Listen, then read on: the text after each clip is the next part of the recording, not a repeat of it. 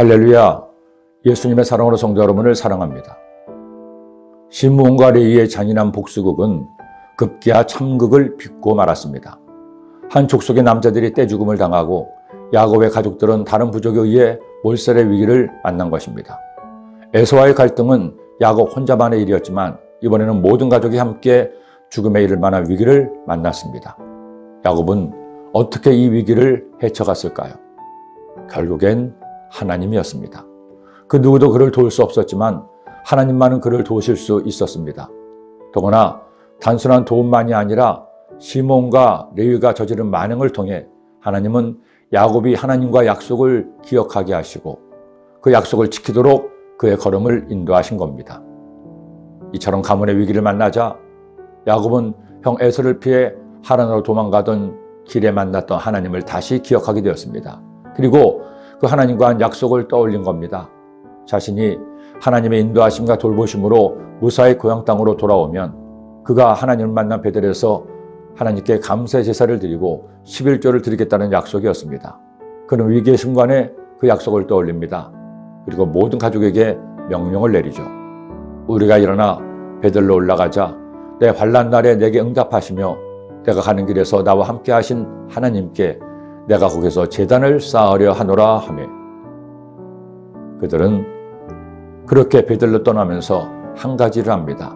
먼저 그들이 가지고 있던 이방 신상들과 귀고리들을 야곱에게 주고 야곱은 그것을 땅에 묻습니다. 하나님께 제사를 드리기 전에 먼저 하나님이 미워하신 것을 제거한 겁니다. 그러나 언제 주변 족속이 휘 족속의 복수를 하기 위해 그들을 공격할지 모르는 상황이었습니다. 그러나 놀랍게도 아무도 그들을 공격하지 않습니다.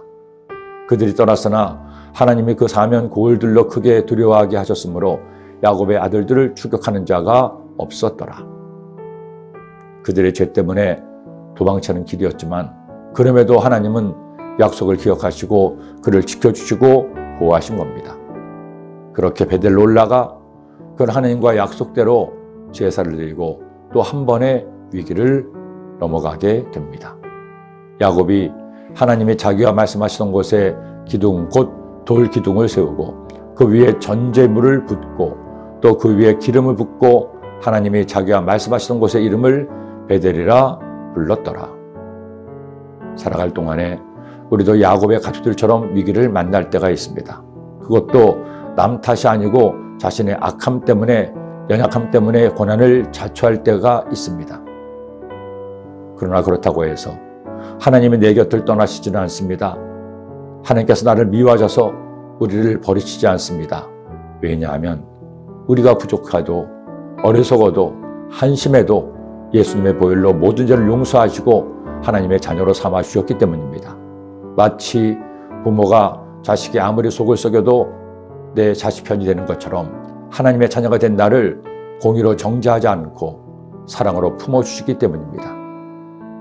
그러나 한 가지 해야 할 일이 있습니다. 야곱처럼 주님께 자신의 죄를 철저하게 회개해야 합니다. 하나님의 은혜를 구해야 합니다. 다시는 같은 죄로 주님을 슬프시게 하지 않겠다고 고백해야 됩니다.